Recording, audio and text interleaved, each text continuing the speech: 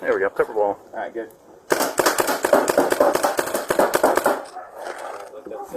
Christian, I need you to come out, buddy. That's a chemical agent. It's going to get really hot in there. Come here, buddy. Hey! Go. He went deeper in the house. Don't let him get deeper. That's going to be a problem. Christian! Shot fired! Shot fired! Get it out! Bud, move out of my way! Go. You have a shield. Come out. He has eyes on me. I can't cross. Christian, put it down now! Christian, put it down now! Shots fired! Shot fired! Yeah! Go. Back up. Everybody back up. You're last. Keep the shield. Yep. The shield. He's down. He's down. He is hit. He is hit, but he has the gun in his hand. Okay. All right. He's in the living room. He's down. Go. Pull right here. He's down. Okay. Yeah. He's down. That's fine. He's down in the living room. Still has the gun in his hand. A man is dead after a deputy-involved shooting in Pasco County. Deputies say this happened while they were trying to serve a court order to take that man into custody. And on your side's Alessandra Young, live in Dane City with the details we're learning. Good morning. Good morning. Chris and Avery, this deadly shooting happened around 8:30 last night, but the Pasco County Sheriff's Office says the suspect was on their radar since June 4th. Christian! Shot fired! Get it out! Bud, move out of my way! Body camera video captured the moment Pasco deputies say Christian Perez fired multiple shots in their direction. You can hear deputies as they try to get the suspect to drop his weapon. Christian, put it down now! Christian, put it down now! Shots fired! Shot fired! The shots were fired as deputies try to get Perez out of his home on Rose Avenue in Dade City. That attempt was made days after his family said he was behaving erratically, making threats of violence. Deputies were made aware by family members that the subject was known to carry a firearm. When they originally approached the house, they made a plan. They attempted contact from outside the residence multiple times. After several attempts to take him into custody for a mental health evaluation, deputies finally made contact with Perez. While they say he initially refused to talk to them, he made it clear he was armed with a gun. We later learned he had strapped to his hand so that it could not be released. Deputies returned fire, and then as they went in, they were able to check on the status of the subject and realized that he was deceased.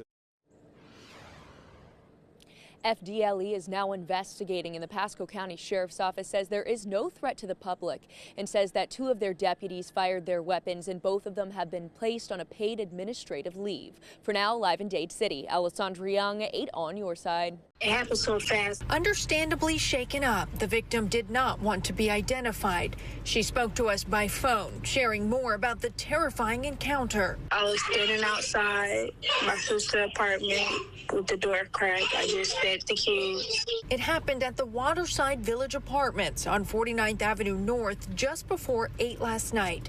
The victim says she never saw the suspects before and doesn't understand why they targeted her. The 2 boys, they were walking up.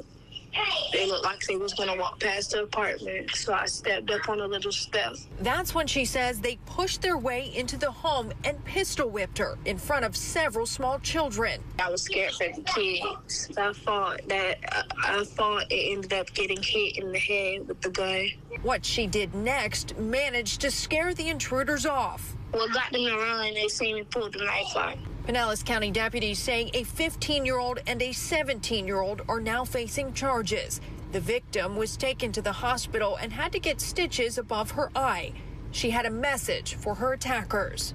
God gonna get you. That's all I gotta say. God gonna get you. And both of those teen suspects, they have been charged with home invasion, robbery, aggravated battery, and minors in possession of a firearm. Reporting live, I'm Melissa Marino, 8 on your side. Good morning, everybody. So this is Antonio Taylor, raised by a single mother. Now, despite the challenges they face together, Antonio worked so hard, he graduated high school with his AA degree, and the rest of his college is paid for, all thanks to Gentleman's Quest. Those are the smiles of a proud mom and an accomplished son. I'd never seen her give up from what we went through and struggle, because she really could have. And I wouldn't be in this position today. But she fought through, so I needed to do my part and fight through and make her proud. Antonio Taylor, son of Katina Taylor, a single mother who never let any circumstance get in the way of his success. When I was 10, we had to move in an Airbnb for a little bit because, like I said, we were new here, so we didn't find any homes because our high. A brief bout of homelessness didn't define Antonio. It made him work harder toward his goals. Paying for college, how attainable was that? How realistic was that for your family? My mom said, I always got you. So I didn't really understand the full plan of paying for it, but it's probably going to be with student loans. Little did Antonio know. Can I get some more energy, please? How are y'all? The mentorship program, Gentleman's Quest of Tampa, would change his life.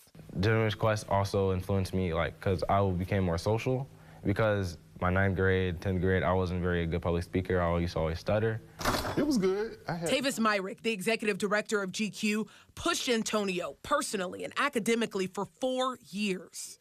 9th grade was easy for him, but 10th grade was a huge challenge because now he's really taking college classes almost all day. I remember him getting a D for the first time, and in his mind, life was over. Discipline and support not only brought that D up to an A, it also helped him earn his associate's degree from HCC before graduating high school. And after completing 2 years of college, GQ awarded Antonio a 2-year scholarship to FAMU due to all his hard work, meaning no student loans and a free college education. It was just a great blessing, because I'm glad I received this 2-year scholarship because it's a weight off her shoulders, and it's also a weight off my shoulders because now I don't have to worry about her worrying about me in college, worry about financial issues. It's a constant reminder of this is why we do what we do, and we can't stop. You cannot beat that smile. Now, Antonio is going to FAMU to pursue a degree in mechanical engineering, and he wants to invent something that will prohibit brake failure in cars after his friend was actually injured in a car crash. Now, y'all saw the moment that he found out he won that scholarship. What you didn't see was his mama. His mom was so excited. She was praising, she was shouting, and she actually caused a fire in the hotel building. Wow. Thankfully for the sheriff's department, they were there, they got everything out, but that just speaks to how blessed she felt in that moment that now college is taken care of for her son. Yeah, they certainly did a lot for him and for his entire family. Yes. That's awesome. Yeah, and other scholarships too. Yes, he was not the only student receiving a scholarship. In fact, GQ, for the first time in 11 years, they awarded one student a 4-year scholarship to aeronautical school. They gave out some other 2-year scholarships, one student attending USF with a 2-year scholarship. So Gentleman's Quest doing amazing things, changing lives. Yeah, glad for them, glad for the fire department too. Yeah. All right, thanks, Deanne.